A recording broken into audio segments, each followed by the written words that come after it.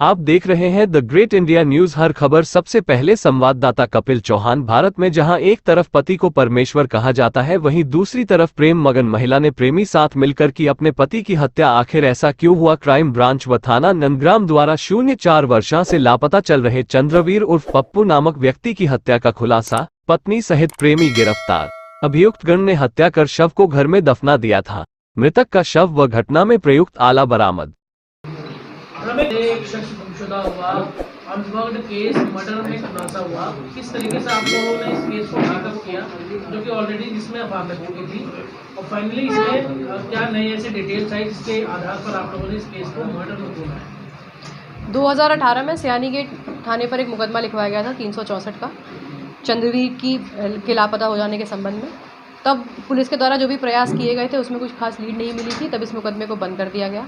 अभी crime branch को इसमें कुछ लीड्स थी, जिनके आधार पर उन्होंने क्राइम ब्रांच ने इस केस को टेकअप किया और हमने इस पर काम किया। तो फिर ये केस वर्कआउट हुआ कि इसमें मृतक की पत्नी ने अपने पुरुष मित्र के साथ मिलके उसकी 4 साल पहले हत्या कर दी थी, और उस पुरुष के घर में ही पति को, मृतक को 6 से 7 फीट का गड्ढा खोद के उसी में उन्होंने दफना दिया गया था, उसकी पत्नी और उसके प्रेमी द्वारा। पहचान ना हो सके इसके लिए क्या उन्होंने बॉडी के किसी भाग को काटा भी था, एम्प्यूट किया था?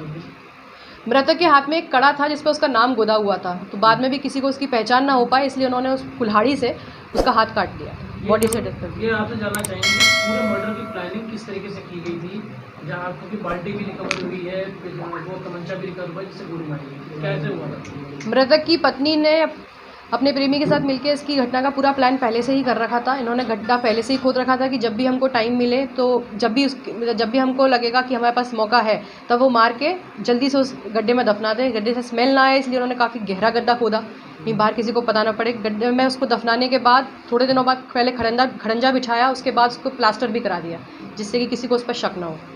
मैडम 4 साल काफ़ी लंबा समय, और आज केस का खुलासा, तो खुलासे तक कैसे पहुंची आपकी क्राइम ब्रांच की? खुलासे में हमारे पास जो लीड्स थी, जब उन्होंने उस पर हमने काम किया और पूछताछ शुरू की, पूछताछ शुरू करने पे हमको कुछ ऐसी चीज़ें लगी, संदिग्ध लगी कि हाँ, मतलब कुछ केस में ऐसा है कि लापता होने के बाद भी जिस तरीके से काम हुए थे कि कहीं जा सकता है, उसके मोबाइल फ़ोन को भी हमने दोबारा सर्च कराया उस टाइम की, अगर कोई थी कि कहीं वो जा सकता है, उसके घर वार में भी सब जगह हमने दोबारा पता कराया, बट वो कहीं नहीं मिला। तो जो हमारा शक था वो पुख्ता होता गया कि इसकी मृत्यु हो सकी, इसकी संभावना है। इसमें मृतक की बेटी ने कुछ ऐसे लीड्स दिए थे आप लोगों को बातचीत में, क्या उसको जानकारी थी? और जो जगह आप लोगों ने खोद करके फिलहाल उसके कंकाल को निकाला है, वो पिन पॉइंट लोकेशन किसी ने बताई? मृतक की बेटी ने उसको शक था कि मेरे पिताजी की हत्या हो चुकी है, तो उसी शक ने हमारे शक को पुख्ता किया। जब हमने इनसे पूछताछ के बाद ये जो पिन पॉइंट वाली लोकेशन है, ये तो हमको आरोपी नहीं है बिल्कुल पिन पॉइंट की, यहाँ पर मैंने इसको गाड़ा था, वो उन्हीं की निशानदेही पर निकाली गई है। जिस समय मैम डाला था, इसको गड्ढा खोद के दबाया था, उस समय घर की कंडीशन क्या थी और आज घर की कंडीशन क्या थी? तब से अब तक में काफ़ी अंतर है, काफ़ी कंस्ट्रक्शन वर्क अभी हो रखा है उसमें। ज़्यादा लोग नहीं, ये जो इसका आरोपी है उसके साथ उसके माता पिता कभी कभी रहते थे, अदरवाइज़ वो घर में अकेला ही रहता था।